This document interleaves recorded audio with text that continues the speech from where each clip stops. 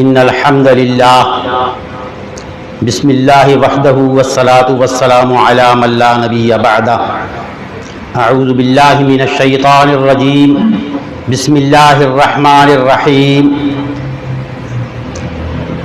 آج ایک بڑے اہم موضوع پر انشاءاللہ میں گفتگو کرنے کی کوشش کروں گا۔ جیسا کہ مولانا ناصر صاحب نے فرمایا، ہمارے معاشی و معاشرتی مسائل اور ان کے ممکنہ حل۔ آج اس وقت ملک کے اندر ہر شخص جو ہے وہ پریشان ہے اور معیشت کی فکر میں لگا ہوا ہے، تو انشاءاللہ اس کے اسباب اور قرآن و سنت کی روشنی میں اس کے مسائل کیسے حل ہو سکتے ہیں اس پر کوشش کروں گا۔ اعوذ باللہ من الشیطان الرجیم بسم اللہ الرحمن الرحیم۔ ان الدین عند اللہ الاسلام۔ وقال اللہ تبارک وتعالی ان اللہ لا یغیر ما بقوم حتی یغیروا ما بانفسہم۔ وقال اللہ تبارک وتعالی ومن اعرض عن ذکری فإن له معیشۃ ضنکا ونحشرہ یوم القیامۃ اعمی قال رب لم حشرتنی اعمی وقد كنت بصیرا۔ وقال اللہ تبارک وتعالی قل یا عبادی الذین اسرفوا علی انفسہم لا تقنطوا من رحمت اللہ ان اللہ یغفر الذنوب جمیعا انہ هو الغفور الرحیم۔ وقال اللہ تبارک وتعالی الا من تاب وآمن وعمل عملا صالحا فأولئک یبدل اللہ سیئاتہم حسنات وکان اللہ غفورا رحیما۔ پاکستان 1947 میں معرض وجود میں آیا۔ ہم سب جانتے ہیں کہ پاکستان کا مطلب کیا؟ لا الہ الا اللہ۔ اب سوچنا یہ ہے کہ 75 سال گزرنے کے بعد کیا جس مقصد کے لیے ہم نے پاکستان کو بنایا تھا اور ہزاروں لاکھوں انسانوں نے اپنی جانوں کی قربانی دی اور ہماری ماؤں بہنوں بیٹیوں کی عصمتیں لوٹی، کیا جس مقصد کے لیے ملک حاصل کیا گیا تھا کیا اس کو عملی طور پر ہم نے حاصل کر لیا کہ نہیں؟ اور پھر معیشت کہ ہمارے جو اہداف ہیں، جس طریقے سے ملک کو ہمیں چلنا چاہیے چلانا چاہیے، کیا وہ ہم نے حاصل کیے ہیں کہ نہیں؟ تو اس کے لیے میں کچھ پڑھے لکھے حضرات کے لیے کچھ ڈیٹا شیئر کر دیتا ہوں آپ حضرات کے ساتھ، تو پھر آگے اس کے اسباب اور اس کے ممکنہ حل کی طرف چلیں گے۔ جب پاکستان معرض وجود میں آیا تو اس وقت ہمارے اوپر قرضہ جو تھا وہ زیرو تھا۔ کتنا تھا قرضہ؟ زیرو۔ اور یہ بڑھتے ہوئے 95-96 میں تقریباً 30 بلین 30 ارب ڈالر تک پہنچ گیا۔ اس کے بعد 2002 اور 2003 میں یہ تقریباً 35 ارب ڈالر تک پہنچ گیا، جو کہ بڑھتے بڑھتے 2017-18 میں 95 ارب ڈالر تک پہنچ گیا۔ اچھا، اب اس میں دیکھنا یہ ہے کہ 2007 میں پاکستان کی آبادی کا ہر آدمی جو ہے وہ 30,000 روپے کا مقروض تھا۔ 2013 میں ہر شخص 75,000 روپے کا مقروض تھا۔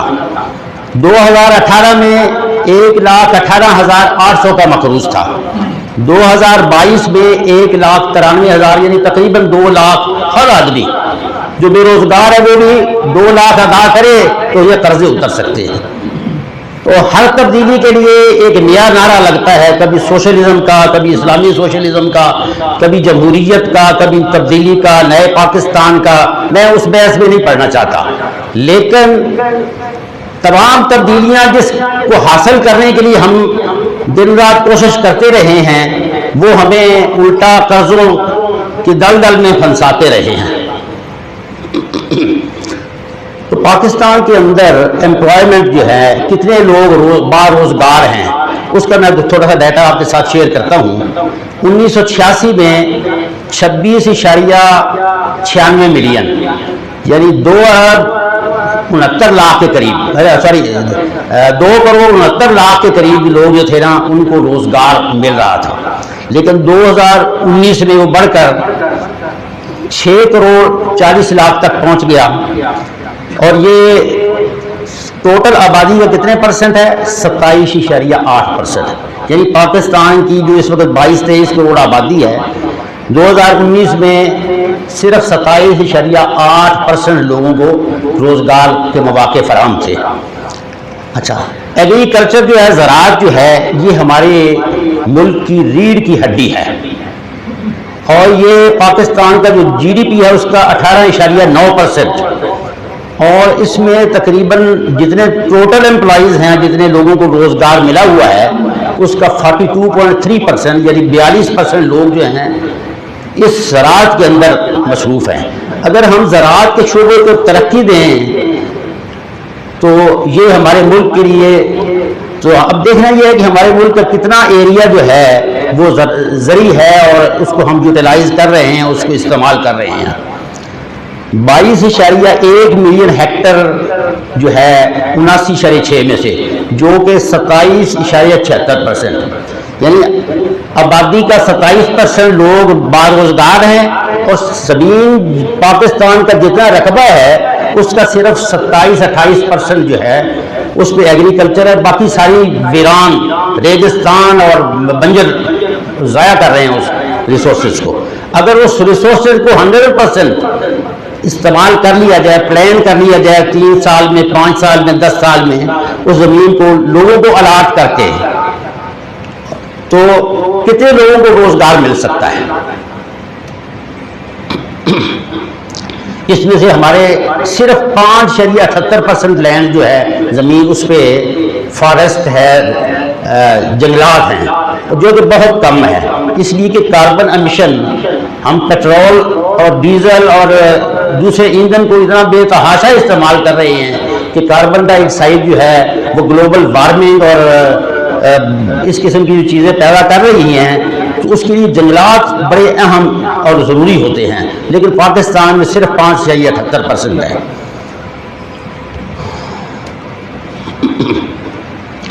تو ان سب کو ہم کیسے، تو اس کے لیے ضروری ہے کہ جیسے میں نے پہلے کہا کہ 100% زمین کو ہم نے آباد کرنا ہے، اور اس کے بعد ہمارے پاس ریت اتنی مقدار میں موجود ہے کہ اس سے ہم گلاس کے فیکٹریاں، ریفریکٹری پلانٹ، سیمنٹ پلانٹ، اور اسی طرح سولر پلانٹ، ٹیکسٹائل انڈسٹری لگا کر، آٹو موبائل انڈسٹری لگا کر پاکستان کو ترقی کے راہ پر ڈال سکتے ہیں.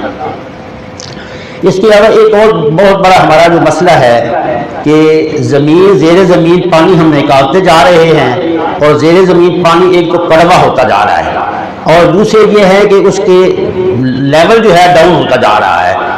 تو اس کے لیے یہ جو بارش کا پانی ہے اس کو اگر صحیح طریقے سے بور کر کے پائپ کے ذریعے زمین میں 30-40 فٹ تک دفن کر ڈال دیا جائے، تو اس کے ذریعے سے ہمارے پانی ایک تو میٹھا ہو جائے گا، اس میں ٹوٹل جو سالٹس ہیں وہ کم ہو جائیں گے، اور دوسرا پانی کا لیول بہتر ہو جائے گا. اس کے علاوہ گرین انرجی، یعنی سولر سسٹم، ہائیڈل سسٹم، پانی کو ہم کتنے، ہمارے پاس جو دریائے ہیں اس پانی کو ہم ضائع کر رہے ہیں. اگر اس پانی پہ ڈیم بنا کر، سب سے جو اچھا سورس ہے اور سب سے چیپر سورس ہے، اگر اس کو استعمال کیا جائے، ڈیمز بنا کر اس سے بجلی بنائی جائے، تو ہم یہ جو اب ہر روز اور ہر مہینے بجلی کا ریٹ بڑھتا ہے اس کو کنٹرول کر سکتے ہیں. 2 سے 4 روپے فی یونٹ اس کا بجلی کا ریٹ ہے اگر پانی سے بجلی بنائی جائے. اسی طرح سولر ایسا ہے کہ 3-4 سال میں اس سے بجلی جو ہے اس کی قیمت نکل سکتی ہے، لیکن اب گورنمنٹ نے اس کو بھی بین کر دیا امپورٹ، اور اس کی قیمتیں بھی چڑھتی جا رہی ہیں. اگر پاکستان میں سولر سسٹم بنایا جائے، اس کے لیے کوئی چیز باہر سے منگوانے کی ضرورت نہیں ہے. ریت سے شیشہ بننا ہے، اس کو ٹیمپر کر کے اور اس کو سولر سسٹم بن سکتا ہے. یہاں پہ یہ سب کچھ بن سکتا ہے. ونڈ انرجی ہے، ہوا سے، ایسے علاقے جو ساحل سمندر کے قریب ہیں وہاں پہ ونڈ انرجی کے ذریعے ہم بجلی بنا سکتے ہیں.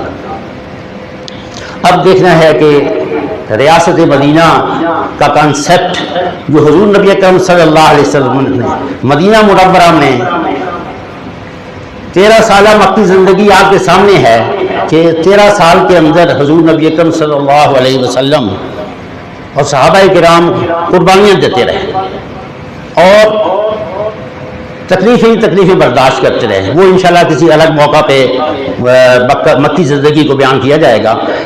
تو جب ہجرت کر کے مدینہ منورہ تشریف لائے تو سارے کے سارے لٹ پٹ کے اور بالکل یعنی معیشت کے لحاظ سے ہجرت کرنی پڑی.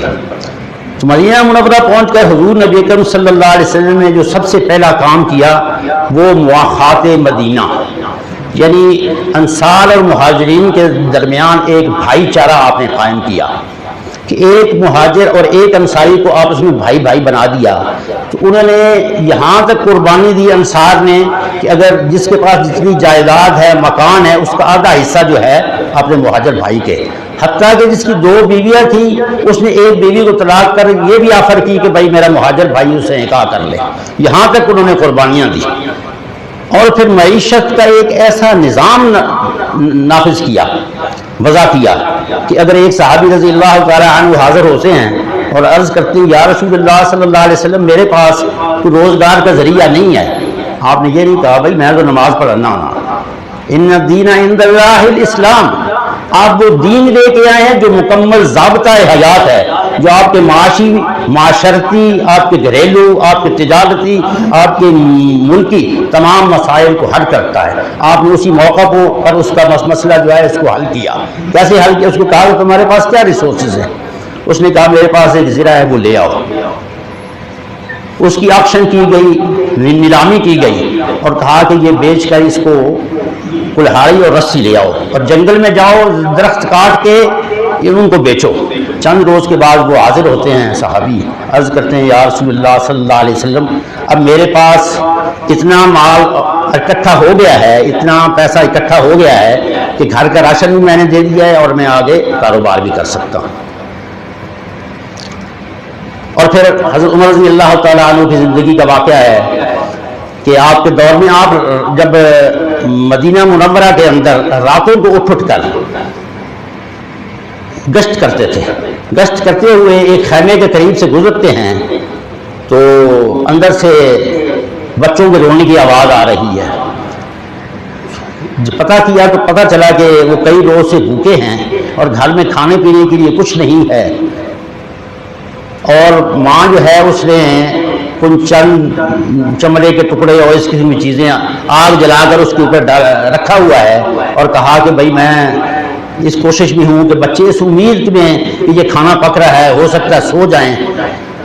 تو حضرت عمر رضی اللہ تعالی عنہ فوراً اٹھے، اپنے غلام حضرت اسلم رضی اللہ تعالی عنہ کو لیا اور بیت المال میں سے ایک بوری بھری اپنے کندھے پہ رکھی اور لے کے آئے اور اس عورت کے حوالے کرتے ہیں اور خود آگ کے اندر پھونک لگا رہے ہیں اور اس کا دھواں جو ہے آپ کی داڑھی میں سے گزر رہا ہے. اور پھر جب کھانا تیار ہو گیا اور رستے میں چلتے ہوئے حضرت اسلم رضی اللہ عنہ کے غلام ہیں، وہ کہتے ہیں اے امیر المومنین یہ بوری جو ہے یہ میرے کندھے پہ رکھ دیں. آپ نے فرمایا اے اسلم قیامت والے دن میرا بوجھ تم نہیں اٹھاؤ گے، میں نے ہی اٹھانا ہے، اس لیے میں یہ بوری میں ہی اٹھا کے لے کے جاؤں گا، یہ گٹھڑی میں ہی اٹھا کے لے جاؤں گا. تو جب بچوں نے کھانا کھا لیا تو پھر کہتے ہیں میرا دل چاہتا ہے کہ جس طرح بچوں کو میں نے روتے ہوئے دیکھا ہے کچھ تھوڑی دیر ان کو ہنستے ہوئے مسکراتے ہوئے بھی دیکھ لوں. تو جب چلنے لگے تو وہ عورت کہتی ہے کہ اے اللہ کے بندے خلیفہ تو تمہیں ہونا چاہیے تھا. آپ نے ارشاد فرمایا ہے کہ جب تم وہاں دربار میں آؤ گی تو مجھے ہی وہاں پہ پاؤ گی، یعنی خود خلیفہ تھے لیکن ظاہر نہیں کیا. اور اسی طرح ایک دفعہ گشت کر رہے ہیں تو ماں بیٹی آپس میں کوئی گفتگو کر رہی ہے. ماں کہہ رہی ہے کہ دودھ جو ہے بکریاں کم دیتی ہیں اور مہنگائی بہت ہے، خرچے پورے نہیں ہو رہے ہیں، نقصان ہو رہا ہے، تھوڑا سا پانی ملا دو.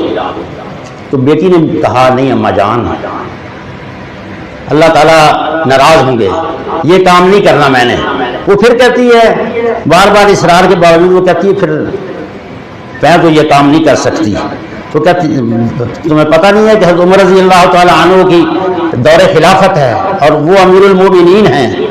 تو ماں کہتی ہے امیر المومنین ان کو کیا پتا؟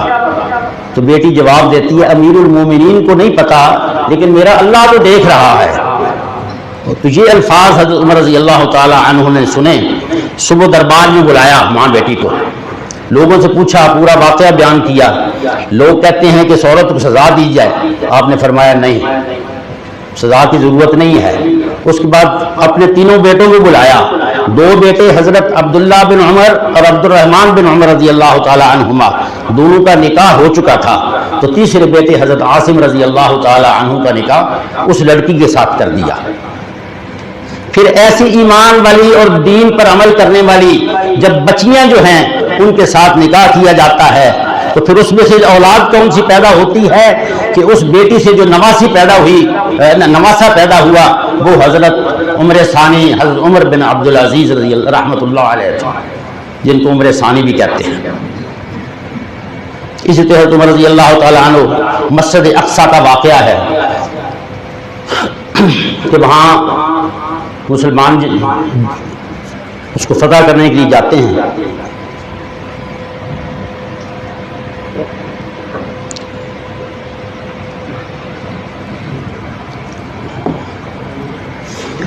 تو یہودی جو ہیں وہ کہتے ہیں کہ آپ ایسے کریں، اپنے امیر کو بلا لیں تو پھر ہم فیصلہ کریں گے۔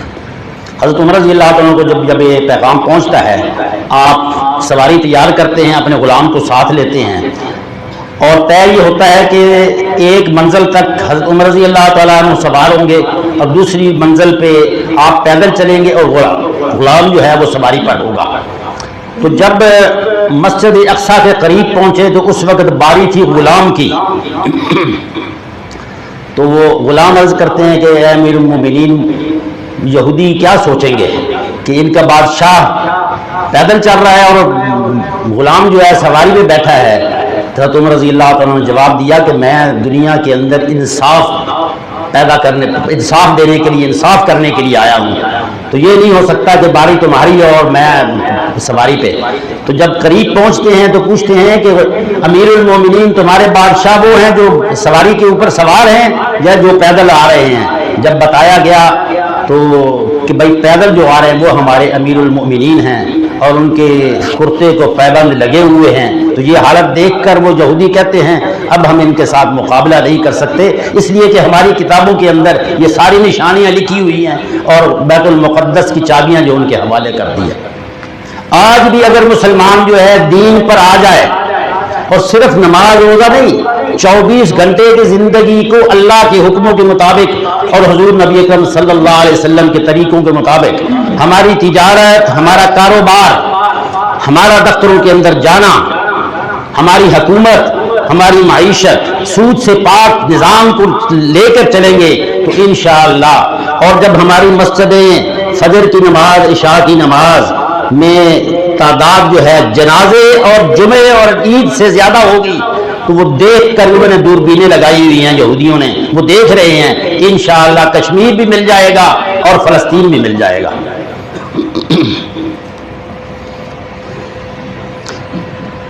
اللہ اکبر۔ اسی طرح حضرت عمر رضی اللہ تعالیٰ عنہ اپنے ٹائم کا خیال رکھنا، اگر آپ مناسب سمجھیں گے تو اس کو مائنڈ اپ کر کے اگلے ہفتے بھی کیا جا سکتا ہے، لیکن اگر آپ بیٹھنا چاہیں خوشی سے تو پھر انشاءاللہ کنٹینیو کرتے ہیں، بتا دینا مجھے۔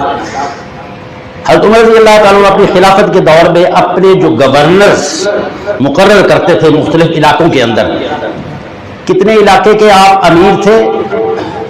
22 لاکھ مربع میل کے۔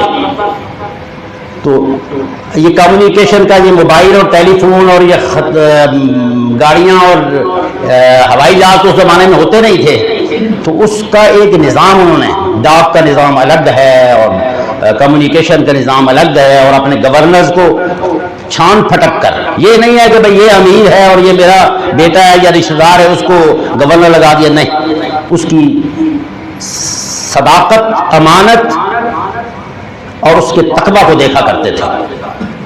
تو ایک صحابی رضی اللہ تعالی عنہ جن کو سعید بن عامر رضی اللہ تعالی عنہ، ان کو مقرر کرتے ہیں شام کے ایک علاقے میں گورنر۔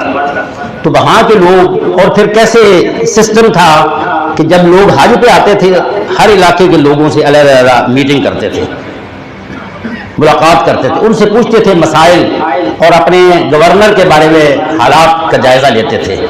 تو لوگوں نے 4 شکایتیں کی کہ بھائی ہمیں اور کوئی شکایت نہیں ہے اپنے گورنر سے، صرف 4 شکایتیں ہیں۔ کون سی 4 شکایتیں ہیں جی؟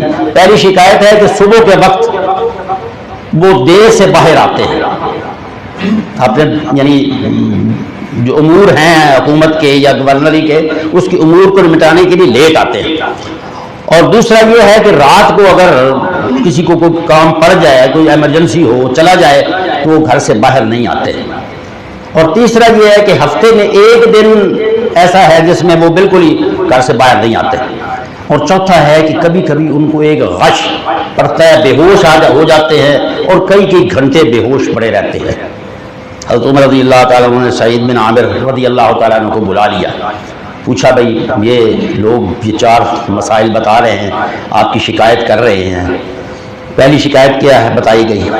سن کے کہتے ہیں یہ میرا اور اللہ کے درمیان ایک سیکرٹ تھا، ایک معاملہ تھا اللہ اور میرے درمیان، لیکن اب مجبوراً اس کو میں ایکسپلین کرنا پڑا ہے، آپ نے پوچھا ہے اور لوگوں نے شکایت کی ہے، اس لیے کہ میری بیوی بیمار ہے، وہ کھانا نہیں پکا سکتی، میں صبح اٹھ کر نماز پڑھ کر بیوی کے لیے بھی اپنے لیے بھی ناشتہ بناتا ہوں، پھر تیار ہو کر اپنے دفتر میں جاتا ہوں، اس لیے تھوڑی دیر ہو جاتی ہے۔ اچھا دوسرا مسئلہ کیا ہے جی، رات کو کیوں نہیں نکلتے؟ انہوں نے عرض کیا اے امیر المومنین، میں نے آپ دن اور رات کو تقسیم کر دیا ہے، دن کو دنیا کے معاملات اور لوگوں کے مسائل اور اس کے لیے دنیا کے امور کے لیے، اور رات کو اپنے اللہ کے سامنے میں کھڑا ہو جاتا ہوں عبادت کے لیے۔ اور تیسرا مسئلہ کیا ہے، یہ ہفتے میں ایک دن، تو آج میرے پاس ایک ہی کپڑے کا جوڑا ہے، ایک ہی کپڑے کا جوڑا ہے جس کو 6 دن پہنتا ہوں، 7ویں دن اسی کو دھو کر پھر دوبارہ پہن لیتا ہوں، اس لیے میں اس دن باہر نہیں آتا۔ اور چوتھا تمہیں غش کیوں پڑ جاتا ہے، بے ہوش کیوں ہو جاتے ہو، کیا بات ہے؟ فرمایا کہ وہ صحابہ کرام کی ایک جماعت تھی جس میں سے ایک صحابی رضی اللہ تعالی عنہ کو شہید کیا گیا تھا، اس میں وقت حالت کفر میں تھا، تو ان قتل کرنے والوں میں اور تیر برسانے والوں میں بھی شامل تھا، اس لیے جب وہ میں یاد کرتا ہوں تو مجھے افسوس ہوتا ہے، دکھ ہوتا ہے، غش کھا کے میں گر جاتا ہوں۔ تو یہ چاروں باتیں سن کے حضرت امیر المومنین رضی اللہ تعالیٰ عنہ نے کہا یا اللہ تیرا شکر ہے کہ میں نے جو سلیکشن کی ہے وہ صحیح سلیکشن کی ہے، اور ان کو کچھ اشرفیاں دیں کہ یہ لے جاؤ اور آپ نے یہ اپنے ذاتی ضروریات کو پورا کرنے کے لیے خرچ ہوں۔ لیکن اس اللہ کے ولی نے کیا کیا، وہ ساری کی ساری اشرفیاں جو ہے وہ ایک صحابی کو دیتے ہیں کہ یہ جاؤ جا کر ساری کی ساری، ایک پیسہ اس میں سے نہیں رکھا، اور ساری کی ساری اللہ کی امانت سمجھتے ہوئے غریب اور ضرورت مندوں میں تقسیم کر دی۔ اگر ہم موازنہ کریں دنیا کے اندر بڑے بڑے بادشاہ جو گزرے ہیں، اس کو دور خلافت عمر رضی اللہ تعالیٰ عنہ کے ساتھ، تو سکندر اعظم بہت بڑا بادشاہ سمجھا جاتا ہے، اس کی جو سلطنت تھی وہ 5 سال کے اندر اس کے مرنے کے بعد ختم ہو گئی، اور اس نے 1.7 ملین اسکوائر مائل جو ہے 17 لاکھ مربع میل جو ہے 15 سال کے اندر اس نے فتح کیا۔ اور جب اس نے سور کا علاقہ ہے الجیریا میں، وہاں اس نے 1000 بندوں کو قتل کر دیا، بے گناہ بندوں آدمیوں کو۔ اور اس نے جب ایک اور استہر علاقہ ہے تبوک کے نزدیک، وہاں اس نے جتنے مرد تھے سب کے سب کو ختم کر دیا، قتل کر دیا۔ اور اسی طرح بڑے بڑے جرنیلوں کو اس نے قتل کیا۔ تو اب ہم آتے ہیں کہ بھائی ان مسائل کو حل کرنے کے لیے ہمیں سب سے پہلے اپنے کچھ ٹارگٹس فکس کرنے ہیں۔ جب تک کوئی گولز اور ٹارگٹ فکس نہ کیے جائیں تو مسائل حل نہیں ہوتے۔ جیسے معیشت کا میں نے پہلے بیان کیا ہے کہ ہمارے جو ریسورسز ہیں، جیسے زمین کا 72% بیکار پڑا ہے، اور 72% ہمارے لوگ جو ہے وہ بے روزگار ہیں، ان لوگوں کو اس زمین کے اوپر لگا کر آباد کیا جائے، اور پھر جو ہمارے معدنیات اور دوسرے قیمتی ذخائر ہیں ان کو استعمال کر کے ایسی انڈسٹری لگائی جائے جس سے ایکسپورٹ بڑھ سکے۔ پھر ہم اپنے وقت کو بڑا ضائع کر رہے ہیں۔ رات اللہ نے بنائی ہے سونے کے لیے، آرام کے لیے، اور دن بنایا ہے کام کرنے کے لیے، لیکن ہم رات کو جاگتے رہتے ہیں اور دن 11-12 بجے اٹھ کے کام پہ چلے جاتے ہیں۔ یہ اس جمعہ پہ ایک مفتی صاحب جمعہ میں پڑھ رہا تھا، وہ فرما رہے تھے کہ ایک دوست نے رات 1:30 بجے مجھے ٹیلی فون کیا، کہتے ہیں مفتی صاحب کیسی طبیعت ہے آپ کی؟ میں نے کہا جی الحمدللہ۔ ہاں جی کیا کر رہے ہیں؟ جی میں سو رہا ہوں۔ اچھا، میں نے کہا جی میں جاگ رہا تھا، میں نے کہا چلیں آپ کی خیریت دراز کروں۔ تو انہوں نے فرمایا کہ بھائی میں سارا دن مدرسہ کے اندر کام کرتا ہوں، طلباء کی خدمت کرتا ہوں، ان کو پڑھاتا ہوں، ان کے ایڈمنسٹریٹو میٹرز کو حل کرتا ہوں، تو اللہ کے بندے اگر بات کرنی تھی تو فجر سے آدھا گھنٹہ پہلے کر لیتے ہیں۔ تو وہ کہتا ہے کہ فجر سے آدھا گھنٹہ تو میں 2-2:30 بجے سو جاتا ہوں، اس وقت میں سو رہا ہوتا ہوں۔ تو یہ ہماری زندگی کے احوال ہیں، کتنی دکھ اور درد کی بات ہے کہ ہم راتوں کو، اور صبح چاہیے کہ 7-8 بجے اپنے کاروبار پہ جائیں اور شروع کریں، لیکن ہم اس وقت کو ضائع کر رہے ہیں۔ اور دوسرا جو ایک مسئلہ ہے وہ ہم نکاح، اس میں ہم اتنی رسومات اور اتنے خرچ کرتے ہیں۔ اس میں آتا ہے کہ حضرت فاطمہ رضی اللہ تعالیٰ عنہا کا جب نکاح تھا، حضرت علی رضی اللہ تعالیٰ عنہ کی طرف سے پیغام آیا، تو آپ نے اللہ تعالیٰ کی طرف سے بھی اس کی تائید ہو گئی۔ تو اس وقت تک آپ نے حامی نہیں بھری جب حضرت فاطمہ رضی اللہ تعالیٰ عنہا سے پوچھ نہیں لیا کہ اے میری بیٹی یہ رشتہ آیا ہے، تمہاری کیا رائے ہے؟ اور اسی طرح ایک اور واقعہ ہے، حضرت سعد بن اسود رضی اللہ تعالیٰ عنہ، وہ آتے ہیں عرض کرتے ہیں یا رسول اللہ صلی اللہ علیہ وسلم میری شکل بھی کوئی اتنی زیادہ خوبصورت نہیں ہے اور رنگ بھی کالا ہے، اور اسی وجہ سے وہ سعد اسود مشہور ہو گئے تھے، تو مجھے کوئی رشتہ نہیں ملتا۔ حضور صلی اللہ علیہ وسلم نے کہا کہ جاؤ، وہ ایک انصار صحابی تھے، ان کے گھر جاؤ اور میری طرف سے پیغام دو۔ وہب بن عمر رضی اللہ تعالیٰ عنہ، بڑی خوبصورت بیٹی، اور کوئی رشتہ ان کو پسند ہی نہیں آتا تھا۔ جب یہ جاتے ہیں، جا کے دروازہ دستک دیتے ہیں، وہ باہر آتے ہیں صحابی، پورا پیغام دے دیا حضور صلی اللہ علیہ وسلم کا، تو وہ اوپر سے نیچے تک دیکھتے ہیں، کچھ سوچ میں پڑ گیا۔ حضرت سعد بن اسود نے سمجھا کہ شاید ان کو میری بات پسند نہیں آئی، واپس مڑنے لگے۔ تو وہ بیٹی جس نے دین پر تربیت تھی، ایمان اور عمل والی تھی، وہ یہ الفاظ سن رہی تھی۔ وہ کہتی ابا جان یہ نہ دیکھیں کہ آنے والا کون ہے، بلکہ یہ دیکھیں کہ بھیجا کس نے ہے، جلدی کریں کہیں یہ نہ ہو کہ اللہ کا عذاب ہمارے اوپر آ جائے۔